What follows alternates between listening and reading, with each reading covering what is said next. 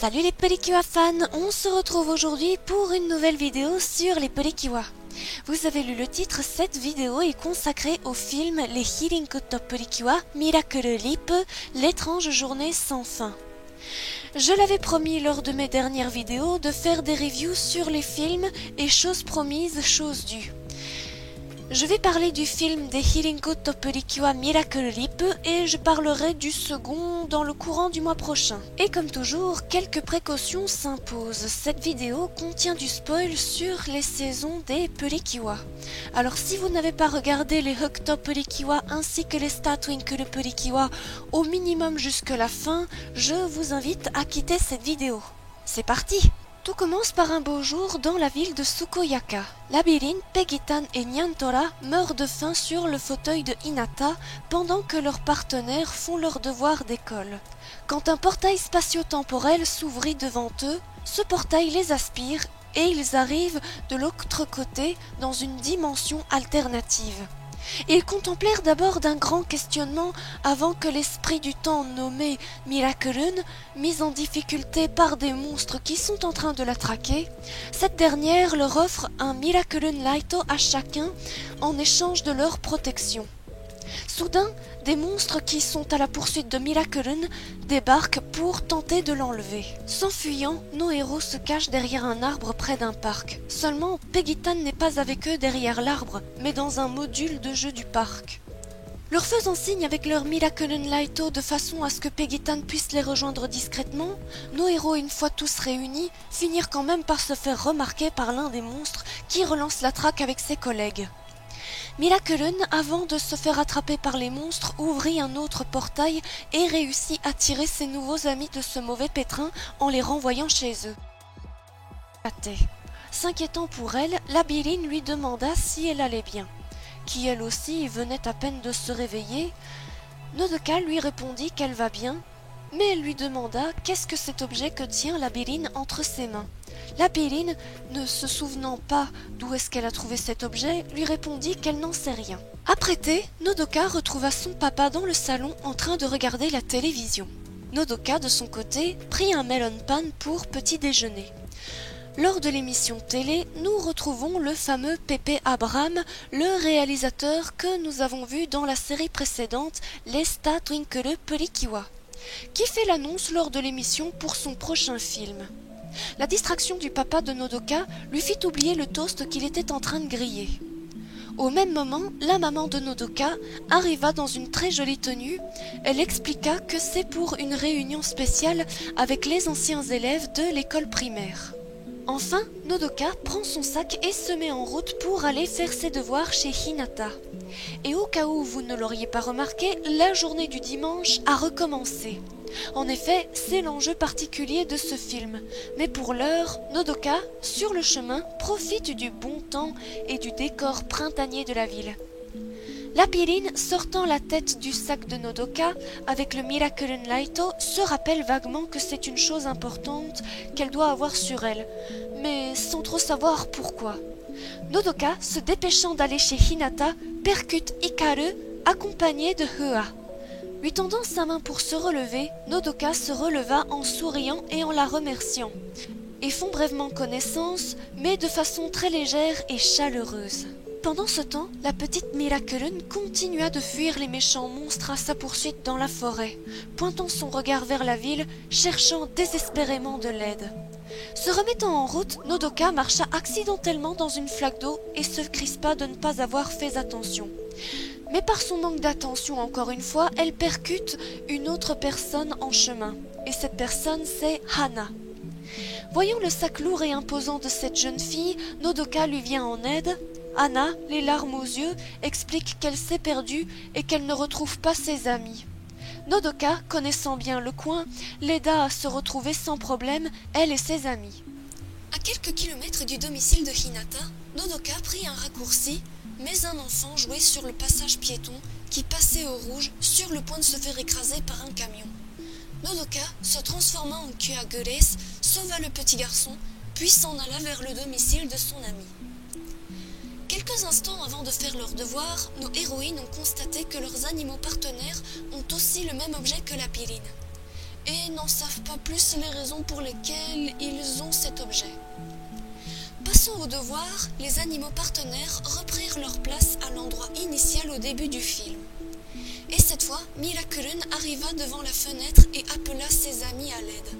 Ne reconnaissant pas Miraculun, celle-ci utilisa son pouvoir pour recouvrir la mémoire de ses amis qui, en se souvenant d'elle, leur ouvrent la fenêtre et Miraculun pointa du doigt en direction d'une horloge ténébreuse dans le ciel. Entendant leurs animaux partenaires crier, Nodoka, Tsuyu et Hinata coururent pour les retrouver. Seulement, l'effroyable Riflen, celui qui veut emmener Miraculun avec lui, arriva et pria au Healing Good de ne pas s'en mêler. Voulant protéger cette petite fée toute tremblante et désespérée, les Healing Good entrèrent en action. Les Porikiwa commençaient bien le combat, mais Riflen fit fusionner ses soupeaux qui gagnèrent en force pour reprendre le combat. Et les Porikiwa se retrouvèrent en difficulté. Kuageles se retrouva piégé dans l'étreinte de l'un des sbires de Riflen et finit par s'en dépêtrer dans le centre-ville de la ville voisine. Mais Riflen s'acharna sur Kuageles qui prit la responsabilité de protéger Miraculun. Hanten et Spakuru arrivant sur les lieux pour rejoindre Kuageles, les Healing Good Porikiwa commencèrent à se sentir limités face aux attaques de Riflen et de ses sbires. Quand les Hokuto Porikiwa et les Startwinkle Porikiwa arrivèrent en renfort. À présent plus nombreuses pour essayer de vaincre Riflen et ses sbires, les Porikiwa luttèrent sans trêve pour protéger Miraculun. Mais la victoire n'est que de courte durée, car Riflen dit que nous manquons de temps. En effet, la journée du dimanche s'apprête à recommencer en relançant son horloge maléfique. Et lorsque midi s'afficha sur l'horloge, la journée est sur le point de recommencer.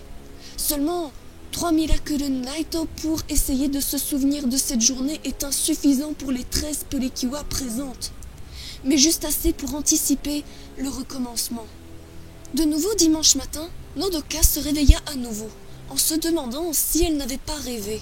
Et pourtant, Nodoka glissa encore une fois sur la balle de la thé et Miraculun, sortant de la couverture de Nodoka, elle comprit que tout cela n'était pas un rêve, mais bien réel.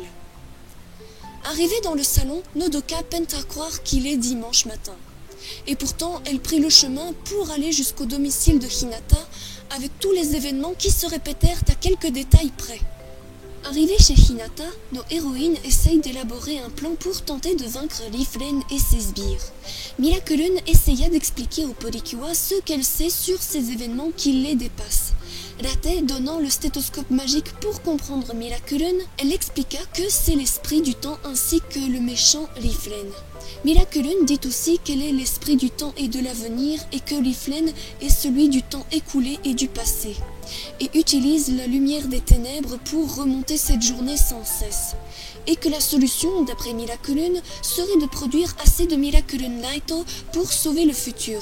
Cela dit, c'est plus facile à dire qu'à faire, car Miraculun a utilisé toute son énergie pour échapper à Riflen. Mais aussi, il faut comprendre que Miraculun n'est encore qu'une jeune esprit et n'a pas encore développé toute l'étendue de son pouvoir. Se remettant en route pour retrouver Riflen et tenter d'en venir à bout, les Healing Good rassemblent tout leur courage et les autres Porikiwa arrivèrent à leur tour, se transformèrent pour reprendre le combat. Seulement, les sbires de Riflen ont encore gagné en puissance et les Porikiwa se retrouvèrent à nouveau un peu débordés.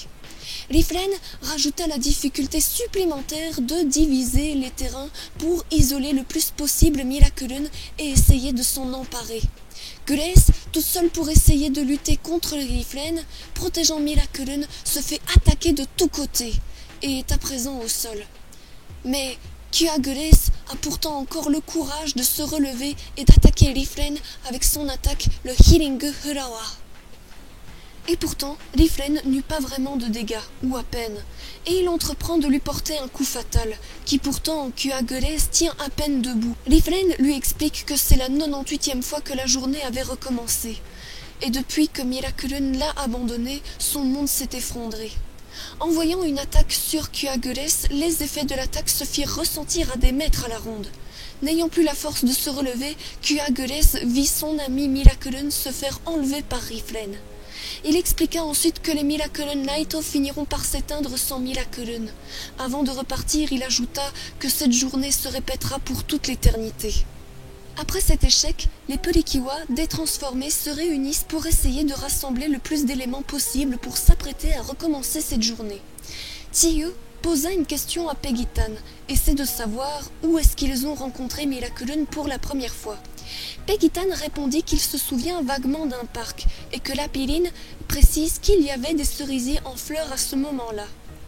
Même avec ces maigres informations, les Porikiwa ne sont pas sûrs de pouvoir agir au bon endroit au bon moment. Enfin, tout espoir n'est pas perdu, mais la journée est sur le point de recommencer, et au même moment, Riflen, détenant Miraculun entre ses mains, recommence cette journée. La journée du dimanche recommença encore une fois, mais cette fois, Nodoka, le cœur rempli d'espoir et de détermination, fit attention en se levant et ne glisse plus sur la balle de la thé. Retira le toast de son papa à temps et prit son melon pan et garda une moitié pour Miraculun qu'elle a toujours espoir de sauver. Sur le point de partir, Nodoka croisa sa maman dans le couloir et en regardant de plus près la photo de classe de sa maman, elle vit une grande similitude avec l'endroit décrit par Peggy-tan et la Piline, et plus particulièrement cette horloge dont la similitude entre celle-ci et de Riflen est frappante. S'empressant aussitôt d'annoncer cette information à Tiyue et Hinata, qui se retrouvèrent à mi-chemin pour informer toutes leurs consoeurs et surtout d'essayer de les convaincre, cette journée s'est répétée plus d'une fois. Et Nodoka leur livre des éléments de conversation pour gagner leur confiance. Allant sur le lieu où est censé être Riflen, Kuagures attend ses amis pour ainsi espérer en dénouer l'ultime bataille contre Riflen. Et il se montra, félicitant Kuagures d'avoir trouvé l'endroit où il se cachait. Il expliqua aussi que c'est dans cette horloge où il a toujours vécu. La maman de Nodoka avait précisé aussi que cette horloge et l'école seront bientôt détruites.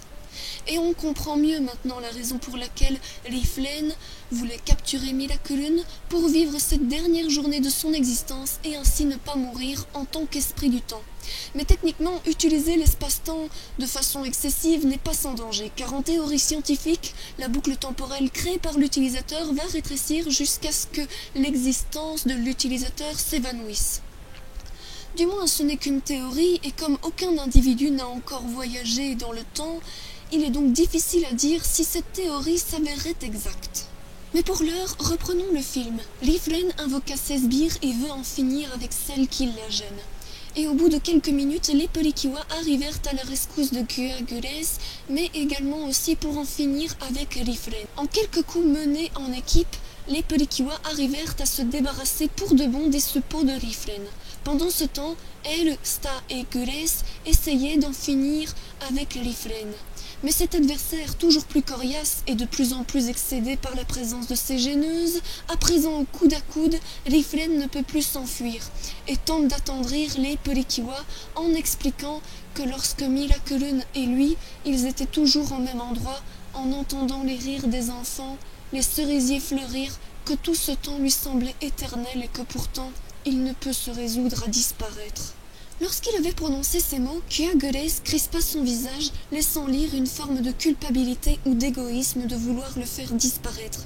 Riflen déferla toute sa puissance et devint un gigantesque monstre pour essayer d'éliminer les Porikiwa. Après son premier coup percutant, toutes les Porikiwa se retrouvèrent au sol. Mais elles se relevèrent, essayant de lui porter un coup. Mais Riflen envoya des éclairs sur les Porikiwa. Seuls les Hirinkout ne sont pas au sol et tentèrent d'empêcher Riflen de faire abattre une immense sphère de pouvoir ténébreux sur elle, mais en vain. Et Riflen fit abattre son courroux et l'impact envoya les Hiringood dans les airs et fit disparaître les Miraculun Naito. À 5 minutes du recommencement de la journée, l'espoir est bien maigre pour vaincre Riflen. Mais Miraculun, à l'intérieur du corps de Riflen, appela Kuagures à l'aide. S'efforçant de se relever pour sauver Miraculun, Kuagures dit qu'il faut croire en moi et croire en mon envie de sauver Miraculun. Soutenue par ses consoeurs, elle se relève les unes après les autres. Et c'est là où est le plus beau moment du film. Miraculun, luttant aussi de toutes ses forces prisonnières dans le corps de Riflen, envoya des Miraculun Naito aux 13 Porikiwa, mais aussi aux alliés des Porikiwa. Et toutes ensemble, en formant une ronde autour de Kuagures, elles pointèrent leur Miraculun Naito pour qu'un miracle se produise et Kuagures, avec le flacon ancien, celui du flacon de l'élément du temps, devient une héroïne maîtrisant à la fois le pouvoir des plantes et celui du temps. Pouvant à présent lutter à forces égales contre Leaf-Lane, Kuageles lança son premier coup qui déstabilisa Leaf-Lane tout en continuant de recevoir les encouragements de ses amis mais aussi du public. Kuageles, avec l'élément du temps qui est à présent chargé, utilisa l'attaque exceptionnelle du film, le Healing Time Liberation, arriva à bout de Leaf-Lane et délivra Miraculun avec le sentiment d'accomplissement de sa mission. Leaf-Lane, se souvenant des jours heureux passés, se résigna à ne plus exister. Enfin, la journée du dimanche connaît son temps de midi et Nodoka et ses consoeurs décidèrent de rester ensemble pour faire un pique-nique dans la cour de l'ancienne école de la maman de Nodoka. Sa maman fut un petit peu étonnée au début de voir que Nodoka était sur les lieux, mais elle laissa place aussitôt à de la bonne humeur et se joint à la convivialité des nouvelles amies de Nodoka. Ne pouvant s'empêcher de poser une question à sa maman, Nodoka voulut savoir que deviendront les lieux. Et lors de cette réunion d'anciens élèves, il a été convenu de préserver cet endroit et d'envisager la possibilité de transformer l'ancienne école en musée ainsi que son horloge. Et juste avant de retourner au pique-nique, Nodoka se retourna vers l'horloge de l'ancienne école et vit Leaf-Lane et Miraculun à présent apaisés et confiants en l'avenir. Morale de cette histoire, ne pas vivre dans le passé éternellement ou ne pas vouloir priver le monde de l'avenir qui peut être parfois fabuleux.